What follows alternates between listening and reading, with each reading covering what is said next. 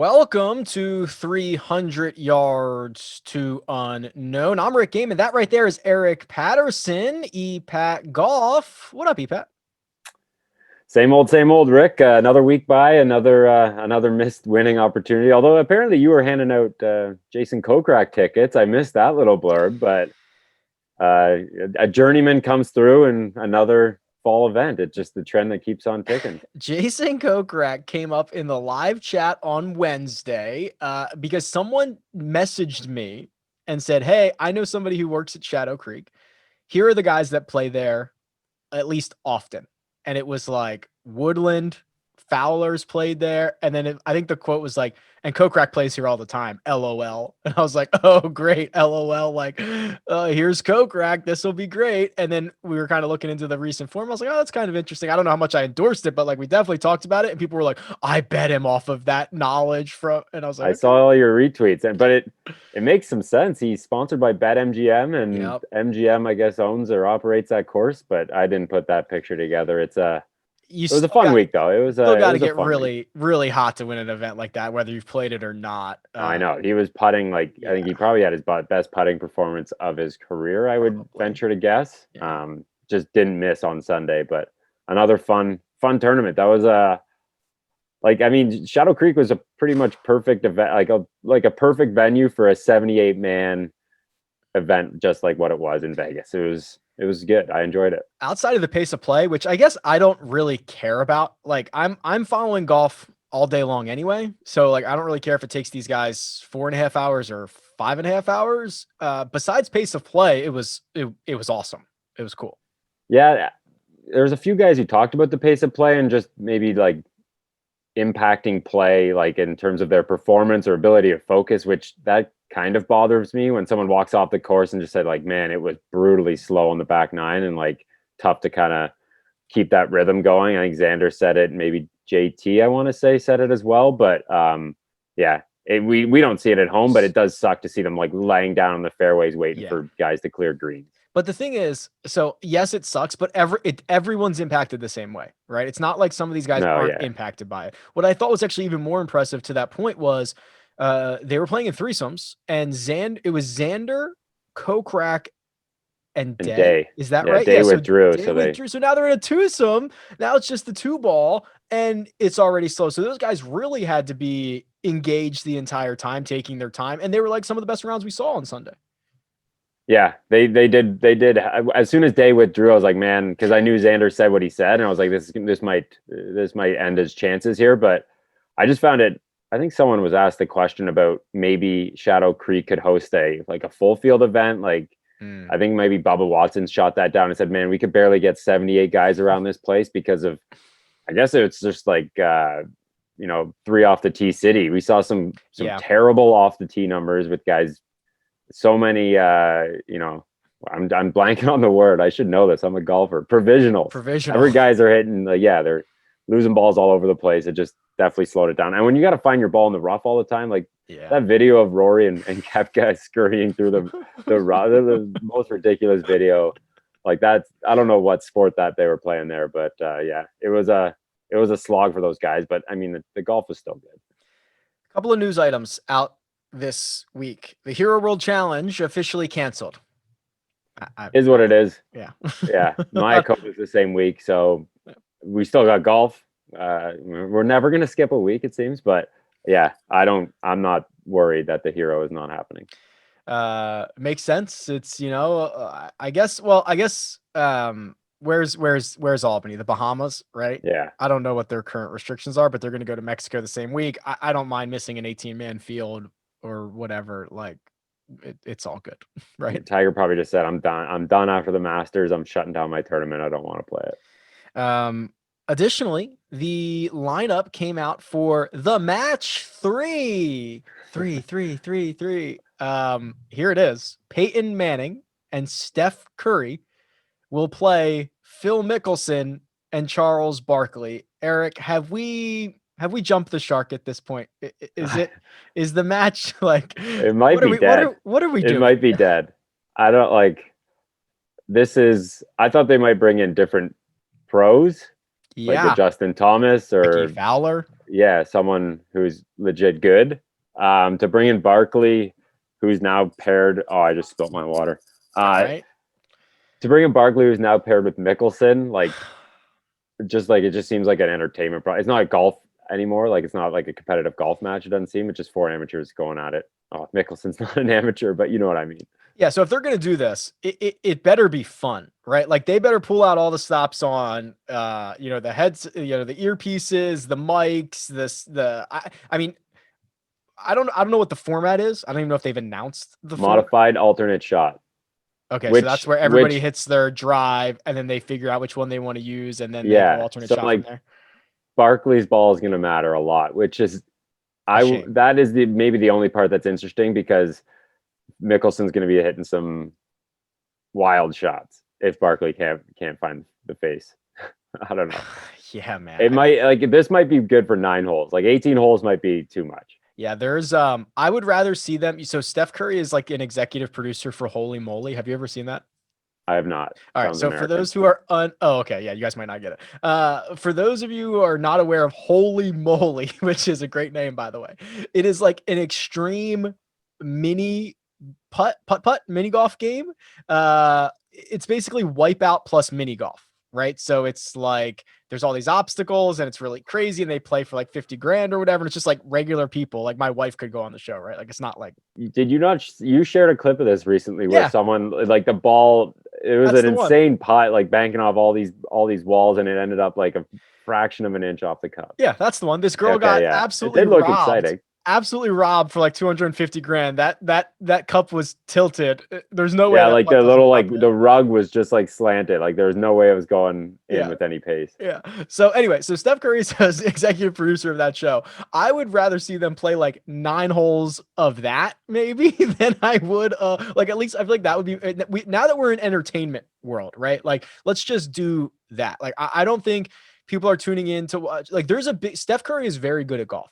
There is a Yeah, big difference between him as maybe a scratch golfer and what Phil is and what Tiger is, which are probably what +5 at this point, like whatever they are. Like it's a big difference, and I'd almost rather just go full entertainment and do Holy Moly. yeah. I mean, I think that's like I said. I'm surprised they went this far to the entertainment product where you're gonna try to get casual sports fans to watch Charles Barkley play 18 holes of golf. I just don't think it's really gonna hit home the way they hoped, and it's venturing into a hit and giggle, like a not serious, nothing, no good golf really to be excited about. But I will watch just to see how it unfolds. Obviously, it's part of the gig. Watch too. Yeah. Have you looked at the betting odds for this yet? I have not. I don't like. I don't even know. Maybe Manning and Curry are favored. They are. I think Yeah. they'd have to be. Yeah. So Manning and Curry -150 to Wow. Phil and Charles +125. How about that? I thought they were gonna like Mickelson being the underdog in there is kind of funny, but I thought they might do like a 3-on-1, like better ball or That'd be cool. like just show us how good these pros are versus. I would like that more. I don't need to see I don't need to see Barkley hitting important shots from the middle of the fairway. I kudos to you thinking Phil's going to put him in the middle of the fairway. I would rather see a 3-on-1. That'd be cool. I think that's somewhere, yeah, you could take it. If you're gonna inject all these amateurs and skew further away from legit PGA Tour pros, then yeah, I think that's the way to do it. But I mean, match 4, I'm not as excited as I am for match number 4 than I was for match number 3. But match 2 was pretty good. They might have peaked, and this series could be hitting a wall pretty quickly. They really couldn't get Ricky Fowler or Justin Thomas or. I thought JT was like, he seems perfect for this. Hatton. I know Hatton doesn't move the needle, but would he be it'd be a lot of entertainment. He wouldn't get any. Yeah, that's skewing very golf at that point. What about? Like, I get. Yeah. I don't know. What about? We've Bubba? been over this, like trying to figure out who's going to be the contestants. I don't think I ever drew up one where Barkley's playing in a serious team. Jordan Spieth. Why not Jordan Spieth?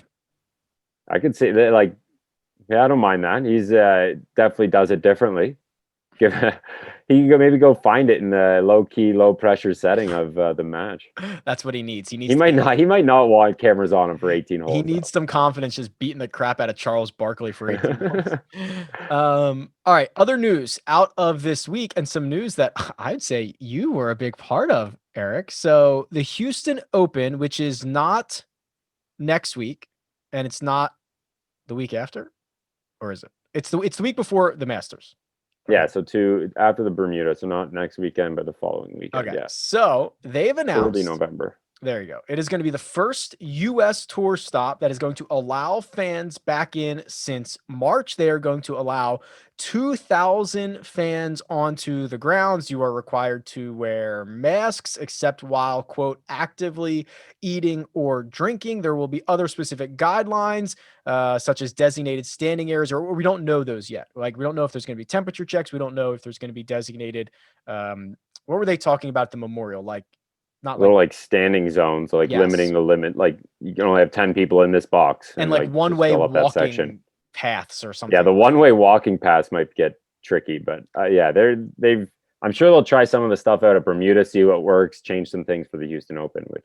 So anyway, what you did is you went out and tweeted what I thought was a reasonable tweet. And you said, if I'm a top player, do you know what tournament I wouldn't play the week prior to the Masters? One with fans. And while I think most people agreed with you, there was some people in the comments who think you are an idiot, Eric. I got called a dumb dick, which was good. I gotta find my favorite one. Hold on. You gotta expect that from. You're right. Most people probably did agree. Most people probably understood where I was coming from, but other people see that I'm maybe hinting at there's a chance they could catch coronavirus and then they relate it to the grocery store, which again, I'm not comparing how this disease travels. I'm just saying, if I were not even a top player, if I'm a player in the Masters field and I want to play at Augusta the following week, I'd probably put myself in a bubble. I'd put saran wrap. Like I would completely isolate myself just so I know I'm going to be in that Masters field. Here's one of my favorites. Guess it's a good thing you're not a top player. That's just like, oh, okay. That feels like pretty smart. I mean, if I'd play in the Houston Open. Let me go play in the Houston Open. I'm fine with that. If you want to give me a sponsor's invite the week before the Masters, I'll do it. But I just don't think if I'm in the Masters field, I don't think even the slightest increase in risk is worth it to play the Houston Open. The point is, even if this makes it 1% more likely, or probably not even 1%, right, 0.001% more likely, if you are Rory McIlroy, if you are, Brooks is DJ and Koepka are committed. DJ, yeah, right, exactly. Tiger's thinking about it. He says. I'd be very surprised. He brought it up, which is weird, but he's considered. Mickelson's probably going to play it. So I agree, and we kind of talk about this even before the COVID era. We've talked about you only get, if you're playing legacy golf, which is majors, right? You only get 4 cracks a year, and Rory hasn't won a major since what, 2014, something like that. And because there's so few of them, golf is very random. There's a lot of good players. Like could you imagine being Rory McIlroy and not getting a chance to complete the career Grand Slam? Because you came down with COVID like 2 weeks out or a week out, like that would be shocking. Because you played an event with fans. Like he in theory, he could get it by going home. He could get it. This isn't a take on how to get the virus or how dangerous it is or what. I'm okay with them allowing fans if they do it properly. Like that's not where I'm coming from. If I'm a PGA Tour pro, I'm not in the Masters. This is maybe like a chance to win a tournament, or you got to go earn money. I'm fine with you going to play a tournament with fans, but I'm just saying, if you think you have a really good shot of playing and winning the Masters the following week, I wouldn't be doing anything that would increase my chances of getting COVID. I would be ordering or getting everything delivered to my house. I'd be ordering food in I just isolate yourself for a week and then go to Augusta. Okay, so let's change now into fans. Say you're in Houston. Would you attend this event? I don't need to go to see the Houston Open. Truthfully, that's an interesting one. Like probably not. I don't think I need to go. I'm okay with it without going. The low key thing is golf in person is not that great of a spectator sport. Like Yeah, like you can only it's watch like the very specific area that is in front of you, and the players walk past you, and then that's it. And you either have to go with them and try to find a spot everywhere that you go. It's not like a baseball game or a football game or a hockey game where the entire action is in front of you in some way, right? It's not really a great spectator sport in general. So I'm not sure I would be like, oh, I've got to see the Houston Open in person. if you asked, there's a lot of tournaments where I probably would, like anything in California, nice Sure. courses, any major, but I I just don't. The Houston Open's probably low on the list, to be honest. If this was for any other event, I might say yes, because it would be nice to post up on a par three, sit there, enjoy the day. It's like you're out in a park. There's no real difference there, and just watch some golf. But yeah, I'm not dying to go to the Houston Open. No offense. I believe it's at a new course. This Memorial Park golf course, that's new. Yeah, I believe it's like a restored municipal course. I think it's like downtown, isn't it? Yeah, I might be confusing it, but I thought it was like downtown. that sounds right. I think it is like pretty close to the heart of Houston. I don't want to misspeak, but I think it was like renovated by someone fairly important, like a Tom Doak or one of those architects that just want to show off their new course here. But and I think it has to do with a lot with the Houston Astros, who are injecting some money into this event because they've kind of rebranded it as, you'll see the Houston Astros colors on the tee box and the flags. And the logo is like the Houston Astros colors. Yeah, they're intertwined with that somehow. So I'm all for fans at the event. I think the added risk is something I would pass on as a top player. Memorial Park Golf Course, currently closed for renovation, so I guess they are in the midst of. They better get those done. Yeah, how old? This might be old. This might be really old. I'm on a really old website here. But we were talking about how Russell Henley, he's not going to be able to. This is a new course for him. He was peaking right in time for the old Houston Open venue, so he's going to have to find his stride at a new course and try to win for the fourth or fifth time at the Houston Open. Yeah, geez, oh man, it's almost Russell Henley season. Lanto will be defending. See, but these are the Lanto's in the Masters field. I guess he'll be defending, but I mean, you'd hate to see it. You would hate to see it. So golf course is closed until after the Houston Open. I mean, it is a pretty sweet logo. I'll give them that. I wanted to see the history, but these are like the worst. These websites look like they were built in 2000. I think it's a muni, so this is probably why you're getting some bad websites and not a lot of resources going into the old web page. It's really, really bad. How much do you? All right, let's do greens fees. Greens fees. This can't be right. Wow, this is really good. Okay, greens fees for let's do weekend at Memorial Park. Yeah, it's a muni. I don't know what. $40. Wow, Eric, $38. Good job. Hey, I'll $2 for a pull cart. That's a good deal. I mean, this is again, this goes back to them trying to, I guess, inject golf back into the Houston city, or try to bring public golf to the forefront. Interesting. And this is maybe why they really wanted fans there, because they are showing off, this is the course we have downtown Houston. Come see it. I'm all for. And I'll be happy to view from my living room how this all goes. And it's going to be actually now. Okay. So do you find yourself now when you watch TV and you see like people hugging or like big groups of things and you're like, oh my gosh, like when was this? Yeah, I cringe. I saw Kokrak come off after the win and he bro hugged some guys. I was like, Jason, geez, careful. Put that guy's mask on. Maybe I'm just living up here in my bubble here in Canada and we're taking it a little too cautious, but conversation for another time. It'll be interesting to see. Yeah, it'll be weird to watch with fans out there, but it'll be cool. ZOZO, Tiger Woods. Has there ever been? I don't know if Justin Wright tweeted this out or if I dreamed that he tweeted it out, that like Tiger is both defending and a sponsors exemption this week. Everyone loves these sponsors exemptions. It's crazy. But it's based on the top 60 in the FedEx Cups, and last year was an absolute wash. Right. Like Koepka needed one last week. He's 11th in the world. Maybe it's just crazy that any event is based off the top 60 in FedEx Cup points.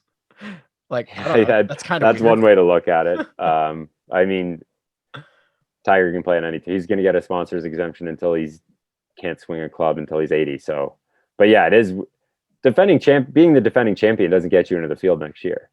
which is also kind of crazy, right? I guess so. How I many mean, times? How many times is a that would be interesting. How many times has a player won and then just not been able to earn their way into the tournament the following year? probably never. It would probably have to be some of these like limited field events though. Yeah, with really strict really strict like entry requirements for sure. Yeah. And I think Tiger finished like just outside the top 60, and not many guys inside the top 60 are skipping this week. So that's just the breaks. But yeah, Tiger sponsor invite. Sherwood Country Club, which I'm sure at this point in the week has kind of been talked about ad nauseum, but we did get a little bit more information from Tiger Woods in his Tuesday press conference. He mentioned that the greens have been changed to be more member friendly, which I think is hilarious. That just means easy. It means flattened out. It means taking out a lot of the break. He also described it as soft, which I thought was interesting considering it's southern. They must be putting a lot of water on it because I'm like an hour away and it's. You see how soft? Well, the greens were firm last week, but the rough and the fairway seem pretty soft in Vegas, which is the desert. So you don't really expect that, but these guys can pump water onto a course and soften it up. As the week has moved on, and especially with the 5 par 5s, like now I'm starting to think that the winning score is going to be something real low. Yeah, it doesn't seem like the same Sherwood that was creating like 13 under winners, which is crazy to think about, that with 5 par 5s and 4 rounds at 5 par 5s, you have a 13 under winner. But this seems like a course that's going to get pretty much dismantled by these guys. Looking back at the CJ Cup, we actually did pretty good, Eric. So I was proud of ourselves. Yeah, we made a decent little run. So let me pull up the money here. So sleepers were Bubba Watson and Russell Henley, which Bubba finished T7, Henley finished T3, so pat ourselves on the back. Top 10, you had John Rahm, who finished T17, so you do not check that one off. I had Matthew Wolff, who finished DFL almost dead last. So yeah, 73rd. So we go 0 for 2 on top 10s. But our one and dones, I had Xander, which was a millie, and you had nice. Yeah, baby. And you had Morikawa, who looked much more like himself, finished T12 and got $190,320. Pretty good. Not a bad week. Yeah, the Wolf. We'll get to Wolf, but that was a strange one. What happened? Okay, he lost 7. He lost 7 strokes around the greens. I don't know if that's lost balls or he lost 4 off the tee, which uncharacteristic. I think last week there were some weird off the tee numbers, so a lot of lost balls. If we rewound 3 years to like 3 years ago in the DFS world, he would be toxic this week. I'm already starting to think he's going to be popular again. I think people have gotten like a bit more of like, oh, forgiven. Remember, missed cuts used to be, you'd have a guy axe him. You cannot play don't even think about it. And then now we had Webb Simpson, who missed the cut at some event that he was the most popular golfer in the field, like Colonial, maybe. And then he was also the most popular guy the next week, which would never have happened a couple of years ago. So how do you combat that? I don't know. Like maybe people are more forgiving on missed cuts and instead of like top, coming tied for 55th. Like that's a bad performance. It is almost like, oh, you had 2 bad holes and missed the cut, I forgive you, instead of you had 4 like kind of poor rounds. We saw 4 rounds and you just really didn't have it going. Yeah. So maybe people are a little, even like Morikawa last week, people were back on him a little bit after his missed cut at Summerlin. He missed he missed 2 in a row. He missed 2. Yeah. So people I guess they are learning to forgive and forget a lot quicker with the missed cuts, or I guess Wolf wasn't a missed cut, but it was a bad effort. It was worse than a missed cut.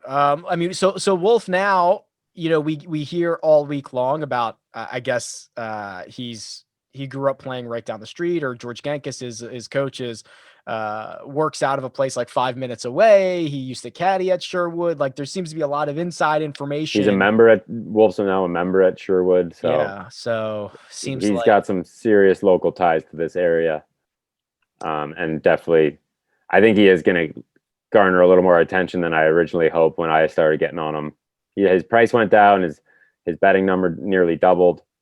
Just getting a lot of value. Like you said last week, we were buying high on him. Now we're almost buying low a week later. Yeah.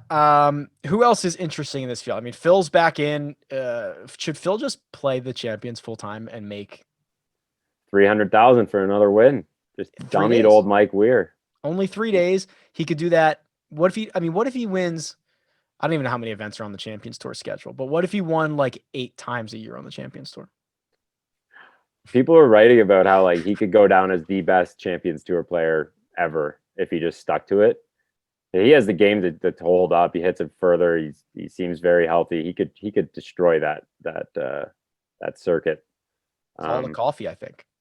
His coffee. That's You the see, only- he's trying out a 47.5-inch driver this week. And he has did I see he has a 2-wood in the Like bag? a 12-degree fairway. Yeah, 2-wood. Fairway Jonathan Wall just finder. tweeted it out. Yeah.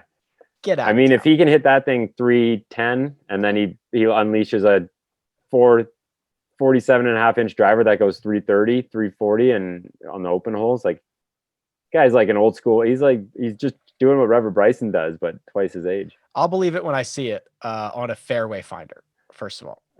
I want to see Mickelson try to swing a 47.5-inch driver. We think he's air it with like the 45, 44 inch, but that'll be fun. All right, let's talk about I was picks. going to say we should probably talk about maybe Tiger. He is playing. What do you think? God, Your expectation, you seem deflated. My personal expectations are super low. Unfortunately, Tiger does not get the benefit of low expectations, right? Like if he plays, you expect him to contend, especially at a place he has 5 wins and 5 runner-up finishes. Here's my current stance on Tiger Woods, and I think this is kind of personal. I like the data, EPAT, but I kind of go with the gut on this one. He's the perfect life hedge because if he wins, I'm thrilled. Yeah. If he wins and he gets the 83 and I lose all my money, I'm absolutely thrilled. It'll be fine. I think the path is so narrow for him, right? I mean, he's lost strokes putting in 5 of his last 6 starts. He's been tinkering with that longer putter so that he can practice more to not great results.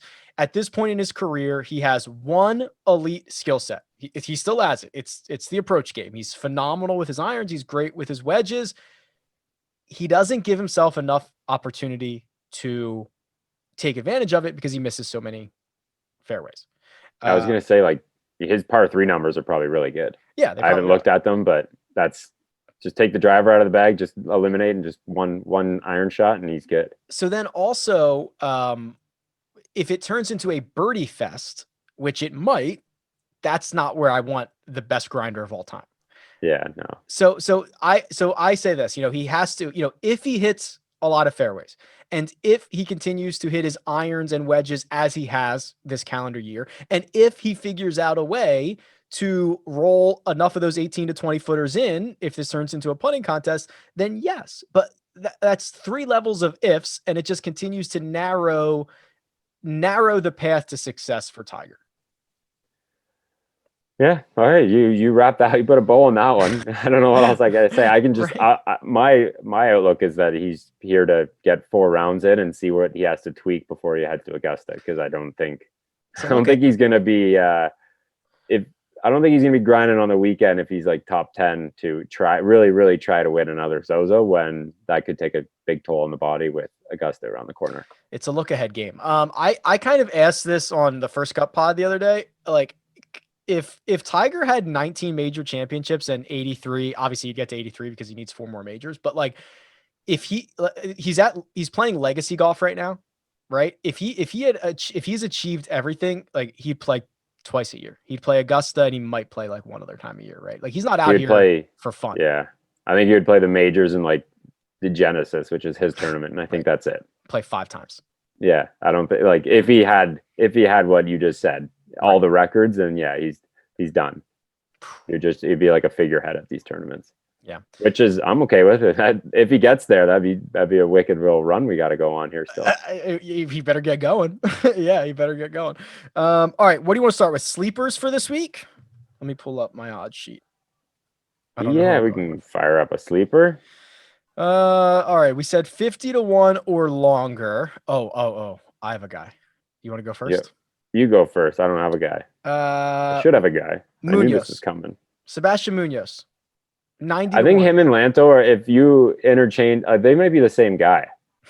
Like they're honestly, I see them on the leaderboard and I'm like, oh, Munoz or Lanto, one of them. If I see one, I know the next one's coming like real quick, and it's boom. They're like both top 10 last week, under the radar. No one really thinks about them. I had to double and triple check. So when I ran all like my data feeds and pulled everything, and I was like just checking, I was like, because sometimes the data comes in wrong and you have to fix it. I was like, Sebastian Munoz finished 9th. No, this is wrong. Something's broken. I need to figure this out.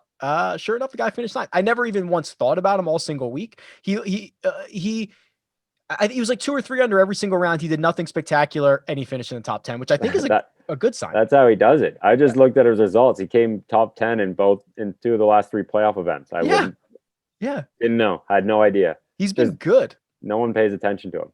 And he finished I think he finished 7th at the Tour Championship without the strokes. So everybody on 11 he was the one who made a huge run. He made the run, right? He was the Ches Reavie from the first time we did the staggered start. So I'm gonna go with Munoz. He's 90 to 1. He is 6 to 1 on his top 10 number. I've already invested in that, so he's gonna be my sleeper. All right, yours is probably going to be better than mine. I'll give you that. I'm going to go with Kevin Na because I know he's going to be on one of my main DK lineups. The Na man. Some comparable courses. I think people are bringing like the RBC Heritage, Colonial, Muirfield, just kind of similar type of venues. Don't have to be long to compete here. He's popped up a little bit recently. 5th at the Travelers, 9th at Memorial. I'll just bent grass. Give me non-bent, and I think he's way down there, but I might be flying under the radar a little bit. I like it. His numbers actually moved. He opened up at like 150. I don't know what he's at. He's at 110. I see some places now. Yeah, I haven't even looked into his number because I've more so stuck to the top, but sleeper in terms of DK, DFS, yeah. Okay, top 10 lock. So I hate to just be like, give me Justin Thomas, but I feel like if we're keeping track of this, that's probably the way to do it. Okay, I'll do. Oh no, I'm gonna save him. So okay, I'll do JT, and I just think that what we've seen from him, where he just continues to lose putting every single week and finish T12 or whatever, like the floor is so high. But also the ceiling is so high. Isn't he weird? Like, I don't know. For as great as he is, he's kind of weird. Is that what he's doing? Is losing a bunch of strokes putting? I truthfully haven't even looked. Yeah, I mean, he's the best tee to green player on tour, and he just is a negative putter every single week. I mean, he won losing strokes in Memphis, which is because really I remember at I don't know if it was the BMW. I guess it was last year. We were chasing it because he was putting up like 5 strokes gained approach every week, and we're like, he just keeps losing putting, yeah. And then you knew the win was coming, so it almost feels like it's something similar to that because he's gained strokes on approach shots in like I don't know 10 straight events. Yeah, and he easily could have had 2 wins in that stretch. He has one. He's gained on approach in like 28 of his last 30 events. Like it's he's a machine, and he just cannot putt. It's unbelievable. Yeah, I like that. I think a win before the Masters for JT is. I have a 20 to 1 ticket on him for Augusta. I mean, I see his number kind of drifting almost. I saw a 17. I mean, there's one book up here in Canada that does like to float a little bit higher numbers, but 17 at this point is still pretty nice. He probably should be one of the favorites. I've been saving him in our big one and done for the Masters, and I think a lot of people have. But I hope you're right. I mean, he's also just kind of flown. I mean, he top 10 the U.S. Open. He won 7 starts ago. It's just that DJ has been insane. Rahm's been insane. There's just other guys that he just hasn't contended since I guess August. Like I just haven't seen JT in like a final pairing, right? Where you're like, oh, JT's really got a chance to win this, right? And then Xander's now going crazy, so there's just not a lot of shine on him at the moment. All right, top 10, yeah. I'm gonna go with.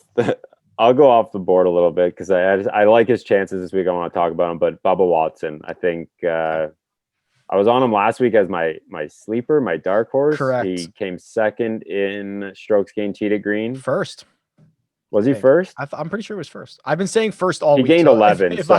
if I've been wrong all week, I'd be a little upset. But maybe it depends where you're getting your data. But he gained like 11 shots tee to green. Just Yeah. that's back to back events gaining 11 tee to green, and he came third. I know it doesn't mean much, but he came third at Sherwood in 2013. And one of the quotes that I saw about the course is Rory McIlroy described it as all the holes are very defined and it's almost easy to see the shot. And I think that's kind of Bubba's game. Like give him like hallways where he knows how to hit that draw, or the sling and draw, or the sweeping cut. I think that kind of fits his style. So hopefully he can putt. But you want to talk about guys that can't putt? Bubba, he cannot putt. Yeah, I mean, yeah, he lost nearly just a hair under 1.7 last week and finished 7th. Like that's how good he was in every other aspect. It's incredible. I mean, that's what you're going to get. You just got to hope that he hits it to a 10 feet enough and gets lucky. Hey, flatter greens. We're getting flatter greens that the Sherwood course is laid out. So hopefully this is the week. I like Bubba as well. I actually I considered him for a one and done. I actually I bet him and I used him somewhere else. I'm gonna be passing on him in DFS if he does get popular, but popular Bubba is usually a bad thing. Yeah, I think I used him in my one and done, but I think for our purposes, so here's one and done. You've used Doc Xander, Sam Burns, Ricky Fowler, Colin Morikawa. I've used Joel Damon, John Rahm, Scotty Scheffler, Patrick Cantlay, and then Xander last week. So I get to go first. So I forgot that you just reminded me that I used Bubba in the run good one and done, but I actually think I want to use Patrick Reed here. So I'm gonna take there's some Reed love this week. It's a big event. He likes these events, but I don't know. Yeah. I'm not feeling it. He's played well. Wrong. He's played really well. And he hasn't so people forget because he didn't play CJ Cup. He played in Europe in his last start, which he finished third. He was awesome. And it's just like he hasn't been over here in a while and nobody likes him anyway. So I bet him at 25-1. I'll take him here as my one. I was going to say, I think it's because like for me personally, I always think of Reed as a grinder. Give me him at a, 10 under winning score, maybe not a 22 to 25 winning underscore. I'm going to go, I was just pulling up his results. He's won at 28 under, so he can make birdies. He's so here's 6 of his wins are very simple. So there are 2 playoff events, there are 2 WGCs, there's the Tournament of Champions, and the Masters, obviously. So generally some smaller type fields. Some of them are guaranteeing 4 rounds. They're deep fields. I mean, it's very similar to a situation we're getting this week. All right. Well, you beat me last week. I got nothing to follow up. You go with Reed. I'm gonna go with Matthew Wolff. Wow. I haven't used him in the main one. I think good bounce back spot. Like, truthfully, I think he just took last week off, played bad round 1, said, you know what, guaranteed money. I'm in Vegas. He was laughing the entire time he was on the broadcast. I saw him. He seemed to be having a good time. I mean, to lose 7, he lost like 15 shots. Yeah. Off the tee and around the green, which is not something I'd expect out of Wolff. Almost like an off week, but we saw him play. He had to play 4 rounds of golf. I've gone back and forth so much on him this week. When the week started, I was like, yes, like I'm usually a buy. Like I forgive and forget, buy back in on him. Then I was like, wow, he's gonna be popular. Maybe I'll just forget about it. And then like I don't know. It's just I feel like every day I've been either out or back in on him, and I still don't know what to do. So I think this is going to be like a good mini case study of where people are thinking, because everyone was loving him at the CJ Cup. He was 10,000. He was 20-1. People are betting on. People were playing him in DraftKings. I think he was top 5 in ownership. And then he wouldn't even sniff playing a good round last week. And I just honestly think he lost in the playoff. If he had missed the cut, it probably would be a better result. He wouldn't have had the opportunity to lose 7 strokes around the green. It would have been 2 rounds of data. Like it just seems like we're overreacting. Like I see minus 13 strokes total, which is I'm choosing to ignore it, and I think he's playing well enough at a home event. Eric Patterson, thescore.com. You know what I like about the score? And I don't know if you've noticed this, but I've noticed it because when I go in there and I click to see what you've written about. So I used to do the drop down and it says all leagues. And, it starts with football and basketball and hockey and baseball. The PGA Tour used to be like the last thing on this list. They've moved it. It's now like the 6th or 8th thing on this list. Do you go through the website? Yeah, I do. You might be one. Like, I Am I guess the only person who's doing that? we're a big app company. Our app is, I don't know like how intuitive the actual website is, but the app, yeah. I'm in front of a computer. Maybe it's because you're going to PGA and they're following you. They know what you like and they're bumping it up. Yeah, but it used to be like with La Liga soccer. Now it was buried, yeah. Yeah, now it's just below NCAA basketball. I can take that. That's cool. No, yeah, it's if you're on the app, it'll click it and open it right to the app. So it's I like what we're doing over there. Yeah. There's some rumblings about legalized sports betting in Canada that's getting me excited. Rocket ship. I know. It's just like, oh, we didn't even talk about this. What did the sports betting? Yes. Oh God, I can't believe we didn't lead with this. My bad. What did you think of the PGA Tour partnering with BetMGM and putting graphics on the telecast last week? I liked it. I honestly thought, I didn't realize they were going to do it all the time. Yes. It was up there a lot. They were showing a lot of odds, maybe not adding all the context. They actually showed like top Korean odds, which I didn't think they would get into. They showed a lot of 3-ball odds. Mm-hmm. I didn't mind it. I hope it doesn't become like a replacement for like traditional stats or like real insight of what's going on in the tournament. Instead, they just throw up a graphic and say, this is what they talk about. I don't know. It was a lot. I liked it, but it was a lot. I was stunned at how many different unique things they put up. So they had the live odds for the scoreboard. They had for Kokrak to make a birdie on 18 and par and all that stuff. What else do they have? They had one where it was Will Terrell Hatton birdie number 17 all 4 rounds. Because I think it was one of the rounds on the weekend. They're like, he's birdied it the last 3 days. Can he do it? I'm like, that is extremely random odds. Yes. Like no one's really, I don't know people who are betting those. So I'm very happy and impressed and pleasantly surprised that they jumped into all this different stuff. Like the nationality stuff's really good. It's very easy to figure out. It's very easy to just place a bet on. You get good odds. I think that they should stay with that stuff too. They've got to do context better, which we knew, right? We knew, and there's an education process, but it's one thing to just be like, reading the odds. Oh, Russell Henley is now plus 400. All right, we're going to go to commercial and we'll be back. Like, yeah, they just show it and leave it. It's like, what can I do with this? But right. I honestly think it seemed like it would be great as a secondary feed. Like I can't imagine watching that as a non-sports bettor and being like, what is there's the only thing they're talking about right now is sports betting. Like I'm here for the golf. I'm not here to bet.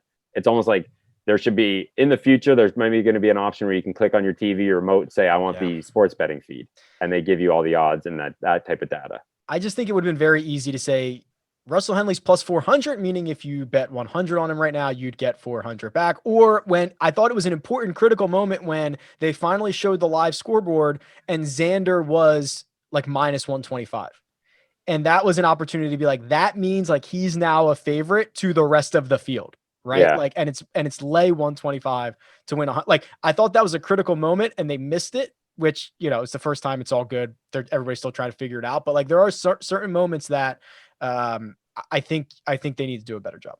And there was also one, I think it was the end of round 3 where someone was in the clubhouse at like -9, I want to say, maybe Jason Day, and he had higher odds than someone who was below him on the leaderboard. But so like there was an opportunity to explain, like, listen, this guy's got 3 holes left. He's at -8, but he's got 2 par 3s. So therefore he's still got in theory, a better chance of winning or making up ground. It just like, and intuitively, it doesn't just, people would expect to see the leaderboard and the odds kind of line up with their score. But there's an opportunity to explain, I don't know. Early on, they were showing like Tyler Duncan, like plus 5,000 and he was in second. Like people are probably like, oh, I'm going to go bet Tyler Duncan. Great bet. Maybe show opening odds. I don't know. I can't. It seemed like a lot. It was a good step in the right direction, but it was a lot. They'll figure it out. It's all good. They'll figure it out, but I was pleasantly surprised. So kudos to the telecast. Who was it? It was NBC, right? Or Golf Channel. Yeah, Golf Channel. Before we go here, Phil Mickelson is scheduled to play next month's Houston Open, but might change after officials announce the event will include a limited number of fans. Quote, I'm unsure and don't want to take any unnecessary risks. Boom. And Mickelson's one who, like, he plays before every major. So EPAT Golf was right. Little tip of the cap to you. I love it. You can find Eric's work on The Score. You can follow his tweets at EPATGolf. You can follow me at RickRunGood. This has been 300 Yards to Unknown. Catch you next time.